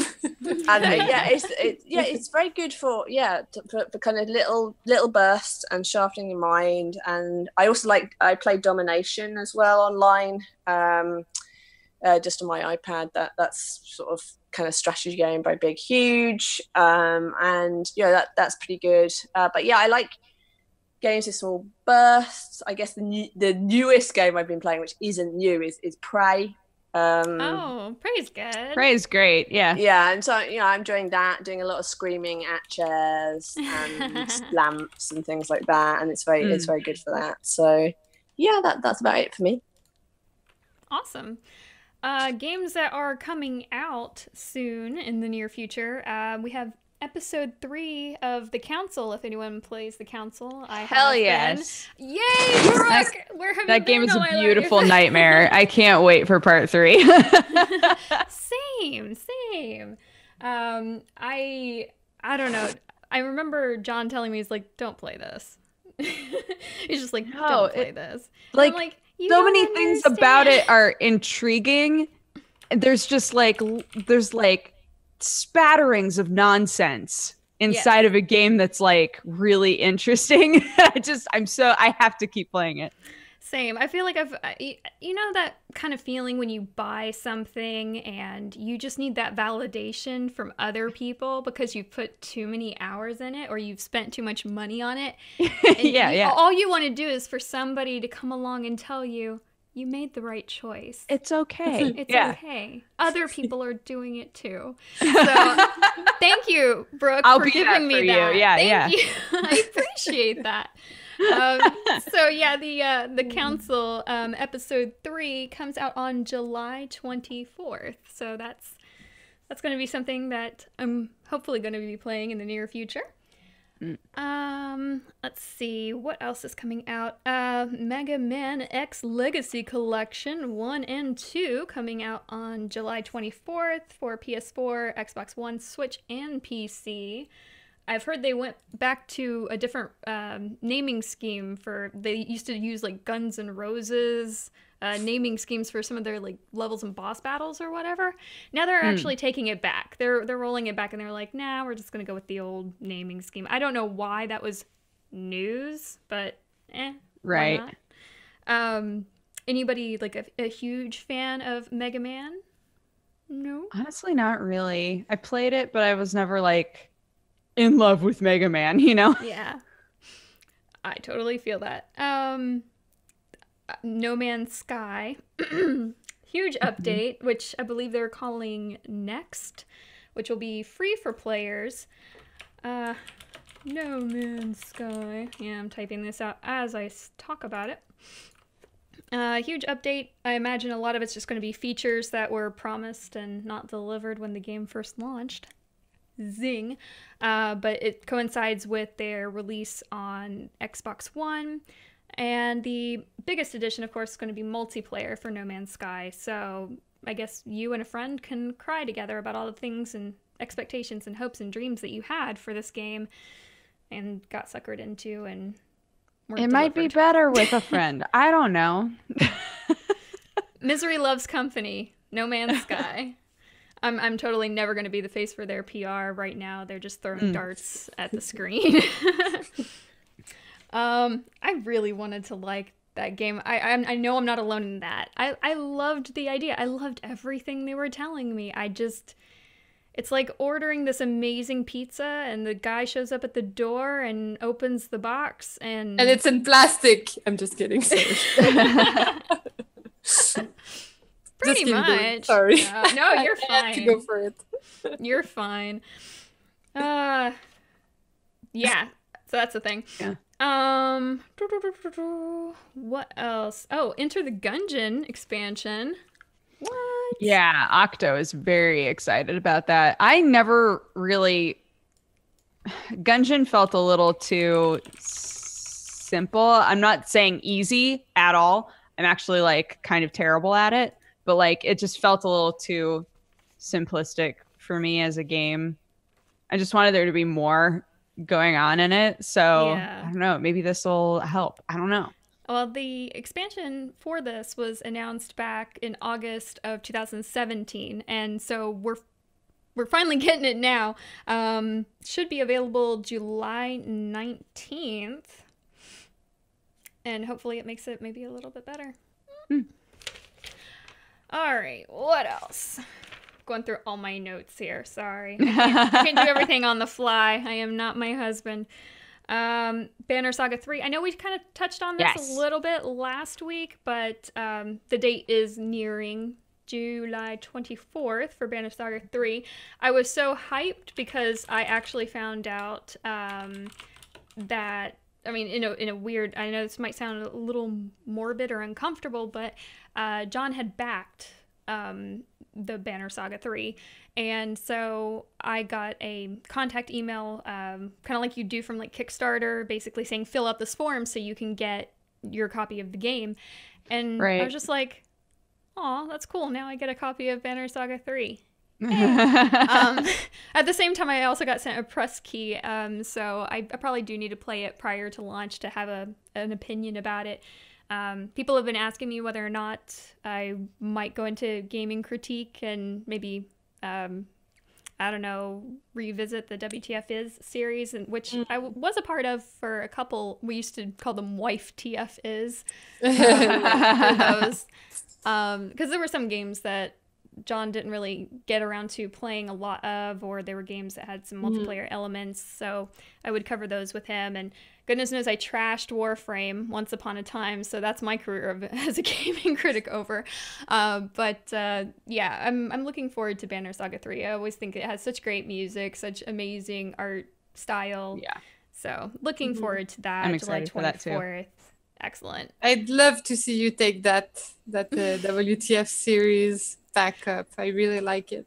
I'm hoping so. It depends on when my copy of Banner Saga 3 actually gets here, because the one that John backed is the PC version, and what I have code for is actually the Switch version of Banner Saga 3. So interesting. It's not exactly good for me to sort of go on about specs and whether or not a game is graphically sound when it's on.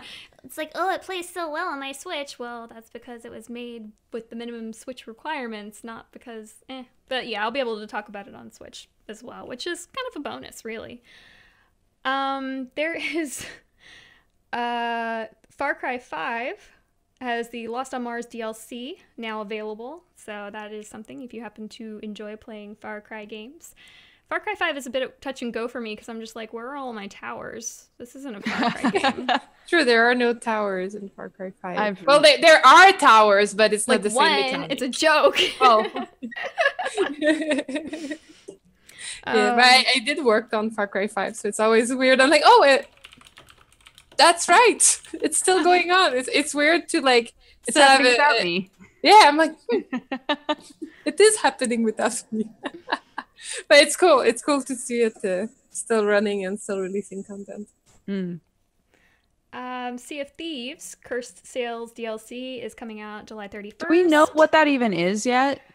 I have not gathered that information because I haven't begun to even play Sea of Thieves. So that's kind of an odd one. If you want to Google some hot details I'm looking for it, yeah. Go right on ahead. Meanwhile, I can talk about this. It's an interesting game. I need to pull up maybe some video for it. If there is video for it at this point, I might have to actually go to Steam to find it. Have you guys tried Sea of Thieves? I've seen it. I just have not tried it personally. Not yet. I played it. It was just very limited in what there was to do. But it was the fantasy is so strong. Like being a pirate on a ship. Yeah. I mean, it's really fun with a bunch of friends, but if I'm being honest, a lot of the fun came from the friends and not from the game. So I'm hoping that like the DLC that they add will give you more, you know? Makes sense. Cursed Sails introduces terrifying ships with skeleton crews. So more skeletons. Yay. They were already in the game. A 3-person ship. Cool. Oh. And alliances so that you can take on larger challenges in return for huge rewards. And I guess that's it. Excellent. Thank you for that, Brooke. I got you. A game that I am kind of looking forward to that I had no indication that this was coming out until I went through some of the Steam curation offerings, which I tend to go through just in case I do decide to do any kind of critique. And in my Steam curation queue, there was a mention of a game called Mechanism. I'm going to show you guys a little bit of the gameplay in this.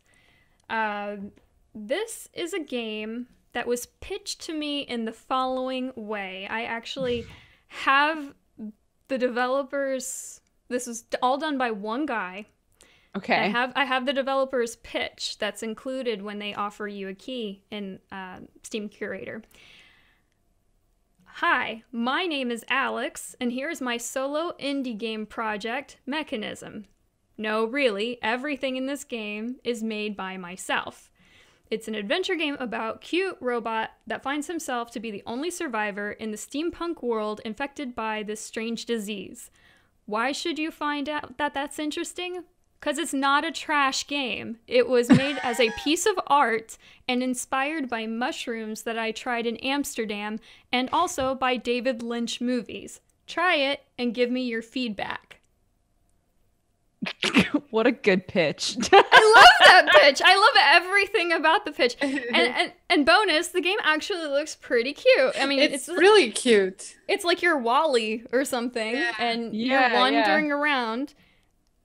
I actually kind of want to play. I accepted that game in my Steam curation queue. Yes, I did. Because not only was that pitch amazing, but I thought that the game trailer, when I actually went to the Steam store page, I thought it actually looked there's a dead robot! This is horrifying. Anyway, sorry, keep going. No, you're fine. It's mostly I wanted you guys to react to this. But Mechanism is out, let's see, that will be out July 19th. So in a couple days, this game will be out and available. And I couldn't get over the whole inspired by mushrooms I took in Amsterdam and by David Lynch and David Lynch movies. Yeah, it would be better if he said David Cage. David Cage and David Cage. Like, All right. I guess I know what I'm getting into. But I really wanted to kind of give him kudos because you know what? I go through so many games through the curation queue, and so many of them are just, I don't know, like they either look really good and they have no premise to kind of draw me in, or they sound amazing, but when I look at them graphically, it looks like, oh, this just doesn't look like the kind of game I would play. But he really got my attention. And you know what? Good on him. I'm like, damn, we're gonna need to work on that pitch game for the curators. I never thought about it, but it's true. I'm like, need to the original. So I loved that as a pitch. I thought it was great. So I will be checking that out in a couple days and amazing. You know, maybe give that a try.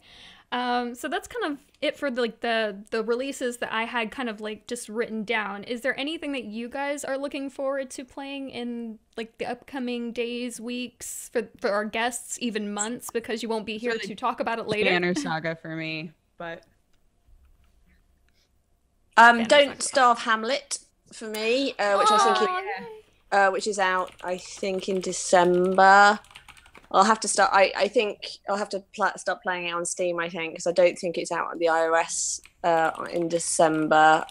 So yeah, I think I'll have to try it on something else first. So that's one for me. I think thinking of kind of pirate games, I quite like the look of, and it's not going to be out for a while, but Ubisoft's is it Skull and Bones? Yeah, that looked like a great yes, I want to play that game. So yeah, I'm looking forward to that, but I don't know when that's out. But yeah, those are two. Like, as I've explained, I spend so much time playing old games that like it's kind of difficult for me to get too excited about new games because I've still got the games that were considered new like a couple of years ago to play. So yeah, I'm just still working my way through those at the moment.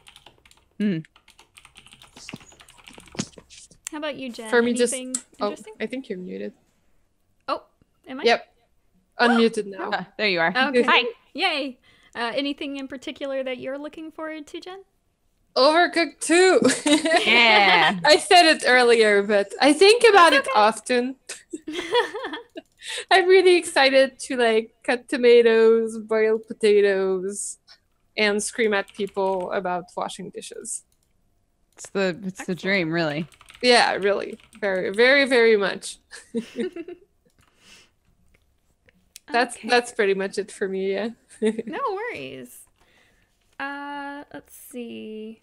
I do have a couple more, like, I guess, sort of meh news lines that we can use just to fill time very quickly. Valve have temporarily stopped adding adult games to Steam. Oh yeah, I saw that. Interesting. As like a response to the whole like taking games down and putting them back up, all that shit. I am guessing so. The news for this, let me see here.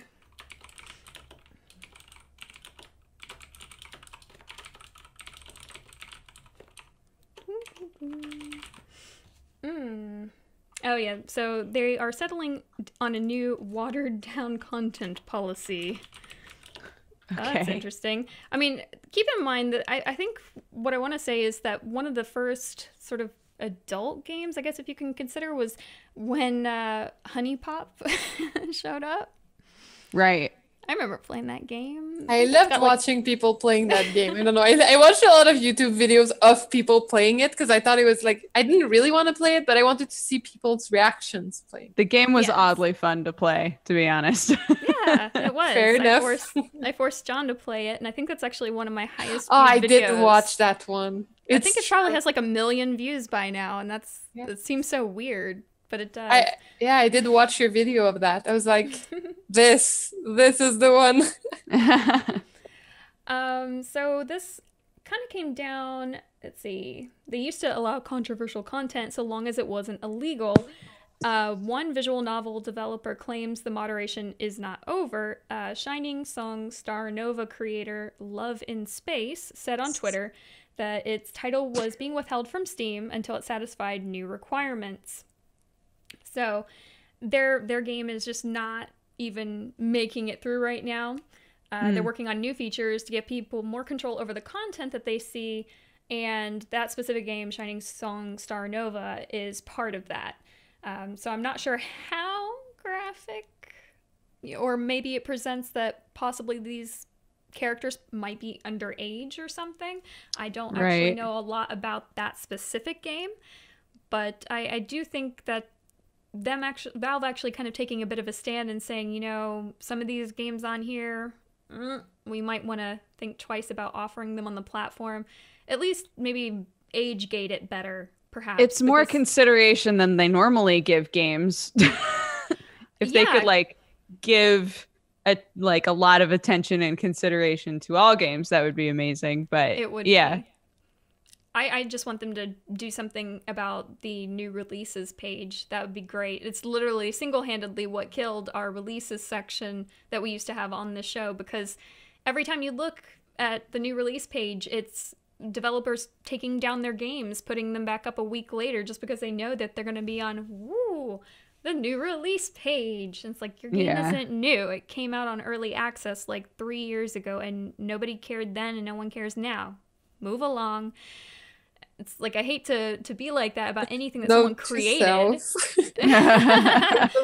Things not to do as a developer also include but I am glad that there is dialogue taking place. I think that's important.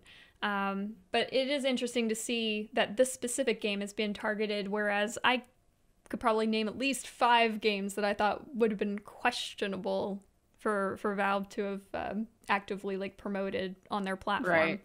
But yeah, I'm assuming that this might breach on some legal boundaries, perhaps.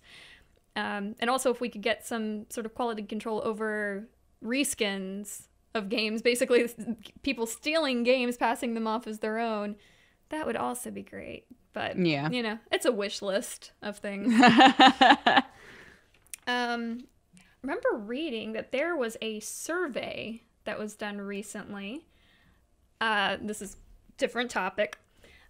Over half of parents let their children play 18+ rated games.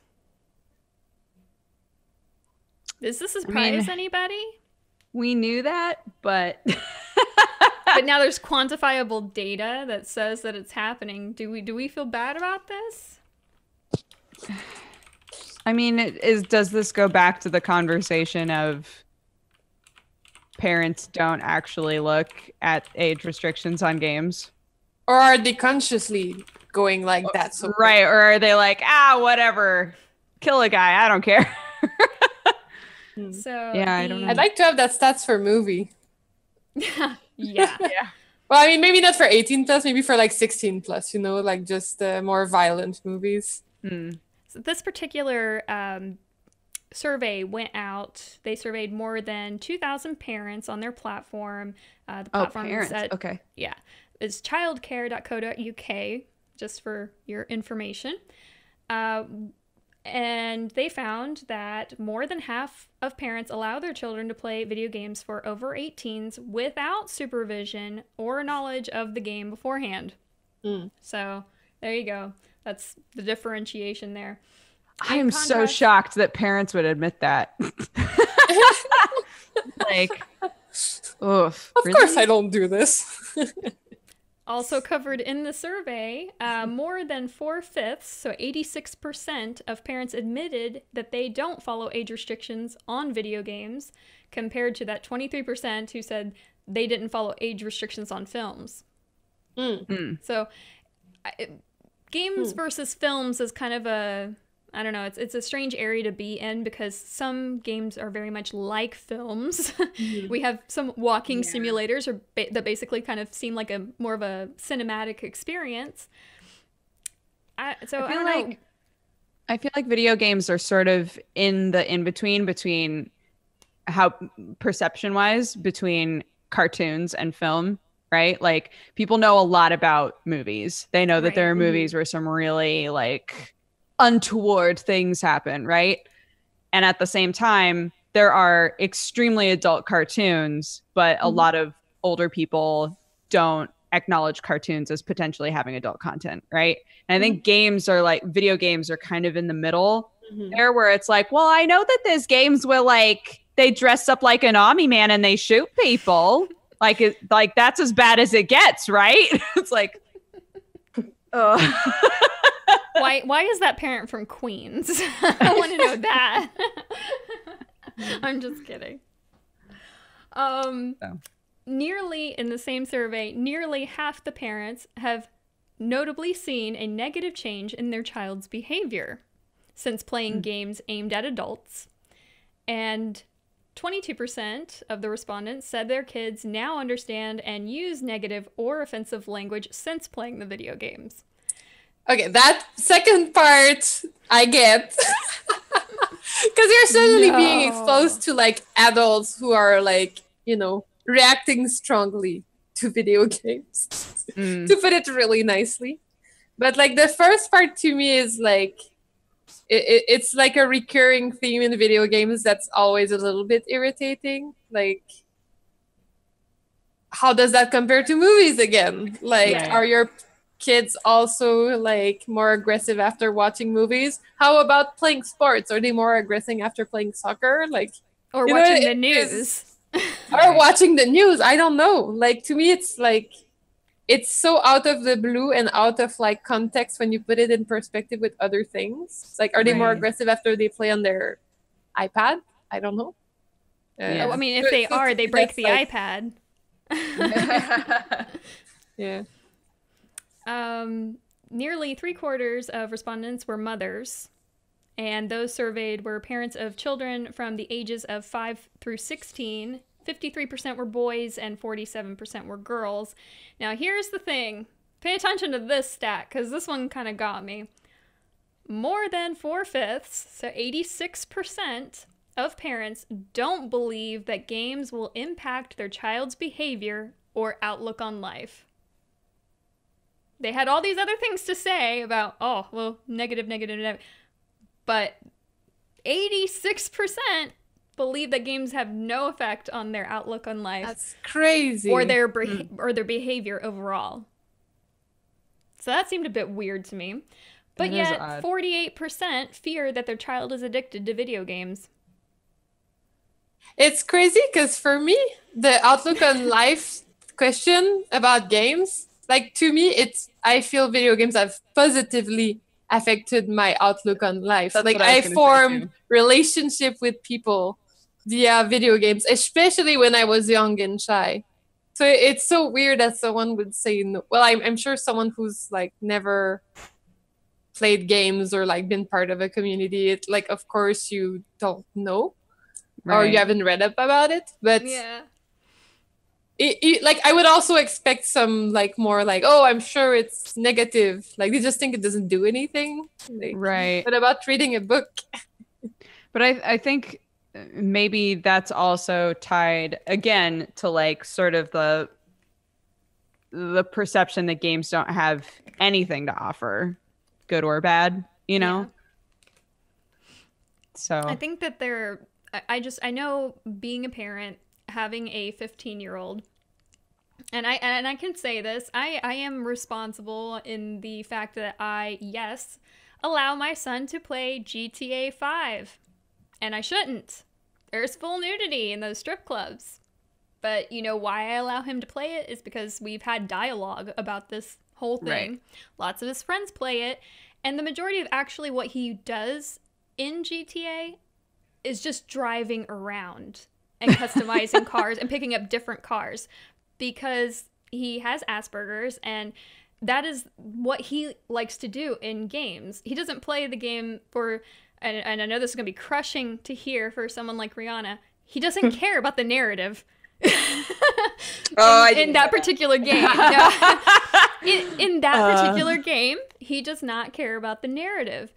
Because for him, it is he doesn't even go about completing the missions. I've been looking, I do to an extent supervise him. His computer is in our kitchen area. So it's not like he has a computer in his own room. Yes, he is 15. He is playing a game that is 18 plus, mature content. And I know because I played the game. I actually stopped playing GTA 5 because of the torture scene that is about I don't know, probably not even halfway through the game. I couldn't tell you because I didn't finish the game because that scene got me so disturbed that there's no way I wanted to finish it after that. I just had no desire to.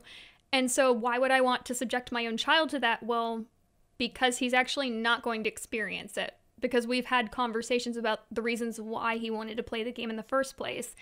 And since I do see him every single time I walk through the kitchen, I'm still looking at the same mission completion indicator on the map in the same exact point because he hasn't completed any of the missions. Right.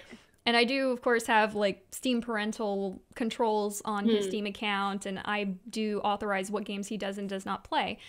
So I do think that context does play a very important part when you're addressing surveys like this. But I just enjoyed... Because I love that you had like, it actually brought up discussions that maybe you wouldn't have had with him at that age, at that point. It's always good to discuss things. Like to me, any discussion is like good in a way. Like it's good to make everything normal and acceptable and being able to talk about it. And if with you it's via games, it's great. And yet to me, it's always the parents' responsibility. Like they should always, you know, put it upon themselves, take it upon themselves to get interested in what their child cares about and see if it's good or not. Like maybe one game is 18 plus, but it's actually fine. Or maybe one is for teens, but you judge that it's not fine for your child, you know, like, it's just a rating. Well, it should be respected, but like you should cater it to what you feel is right for your child, right? Yes. Did they ask about how often or if at all the parents play games with the children? They did not, and I was looking for that actually because I felt like that would have been a very interesting statistic to have had. I would venture a guess, though, that given the circumstances and the way the numbers kind of worked out in this survey, it would seem to me like these are the parents that are more hands-off and probably do not engage in playing these games with their children. I can't say that for a fact. It seems like that might be the case, but I would have really loved to have seen that data accompanied by that article, if I'm honest. Because I think that's very important. I have a little story that kind of speaks to that. In San Francisco, when I was there for GDC, there's a great bar. I think it's called Smuggler's Cove. It's a rum bar. And it's sort of pirate themed inside, and it's really dark. Like if you're going in from the bright San Francisco the sunshine, and you go into this bar, and you literally can't. Your eyes take a while to adjust, and it's basically it's pirate themed, and everything is kind of rum cocktails. And I think the bouncer there had heard that like there's lots of video games people in town, and he sort of singled me out to ask me particularly about his daughter, and she was like playing quite a lot of violent games, and was that okay, and should like he'd be encouraging her to play different games. And I was like giving him some advice and say, well, maybe you should find some games that you could play together, and maybe, you know, watch her playing the game, maybe talk to her about it. Find some stuff that you enjoy together. And so we had a kind of nice little chat, and I was waiting with some friends for a taxi, and this bouncer guy suddenly rushed out and gave me a Smuggler's Cove mug, and then rushed back again. The friends were like, but why did you get a mug? It was just this nice little story about kind of dad playing, you know, wanting to kind of understand why his daughter was choosing particular games, and just encouraging them to play together. You know, I didn't play games with my dad because they weren't really multiplayer in the same way, but I used to watch him play games, and I used to draw him the maps when I was a kid, and that's how I got into playing games. I would get his big office chair, and I would tuck myself behind him when I was small, like a kind of human bolster cushion, and I used to sort of peer out behind him while watching him play the games, and like getting out the graph paper and drawing him the maps. So I kind of made it into a sociable multiplayer type experience even before like games had anything like that in there. Yeah, I wish I had more experiences of playing games with my son particularly, but for the most part, he enjoys playing games where stereoscopic vision is kind of required. I have difficulty seeing certain things in stereoscopic vision, so some things like 3D elements I have issues seeing in games. So we try to play things like Smash together, but if there are moving backgrounds and moving foregrounds on certain levels, I'm not able to actually see the edges. And so it's just like an easy win. It's like I might as well just put down the controller and walk away because it's never going to happen. But I do appreciate that he does try to include me in his games. He doesn't do the whole, "Oh, you're my mom, I don't want to play games with you." There are times when his friends will actually message me about certain games. There was so cute. They were on TeamSpeak the other day, and there was this kid from Russia or Ukraine, I can't recall which, and my son Orion was like, "You need to talk to this kid. You need to tell him why X game is better than Y game. You need to tell him."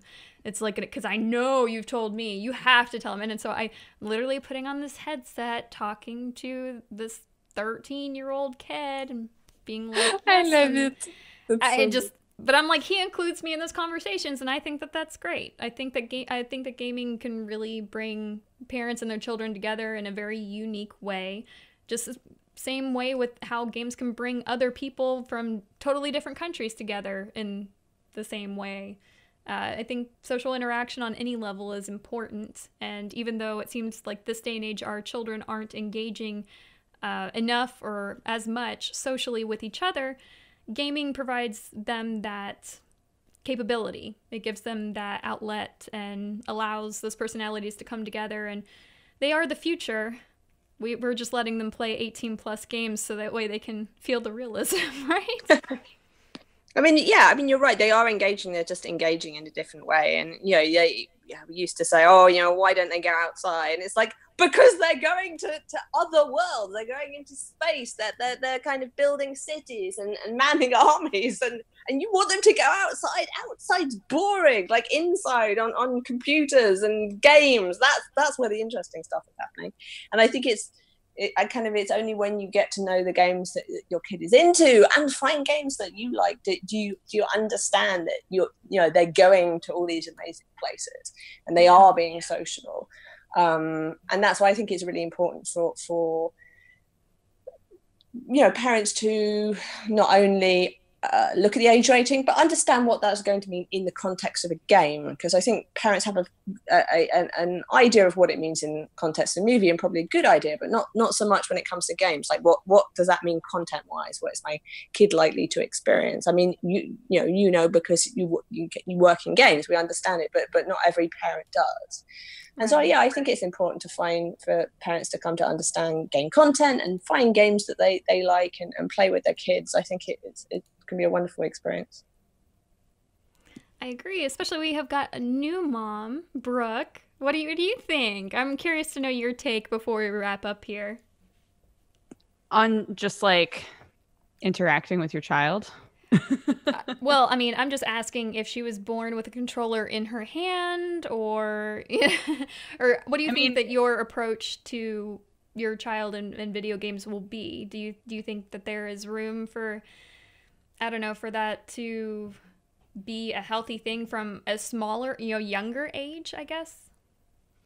I mean, I grew up playing games from when I was super young. The sort of games that I played were much simpler, but I mean, she'll grow up with games around for sure. Sam and I are always playing something. So if she takes an interest in it and wants to play with us, of course, we're going to be like, yeah, let's play together. I think that I would encourage more like cooperative stuff from a younger age, like things that we can do together, games that we can play together. But I just want her to feel like she can talk with me about what she's playing, So if that can be established early on, then hopefully it'll continue. Yeah. Oh, good. All right, well, that has been our show, episode 222 for the Co-optional Podcast. And hopefully we will be back with you next week. I'm not sure who our guests are going to be next week. I'm still kind of working all of that out. I have rescheduled Maggie Margaret Crone will be on the podcast, I believe, the end of August. Have a couple other invites that are out there in the ether. Hopefully they get accepted. But I have very much enjoyed having our guests on today. Thank you so much, Rhianna and Genevieve. I'm so grateful that both of you inspiring ladies decided to come along and enjoy us for this female-centric podcast episode. Yeah. Oh, thank you for having me. It's good to be back. Thank you so much for the invitation. It was my first time. That's so cool.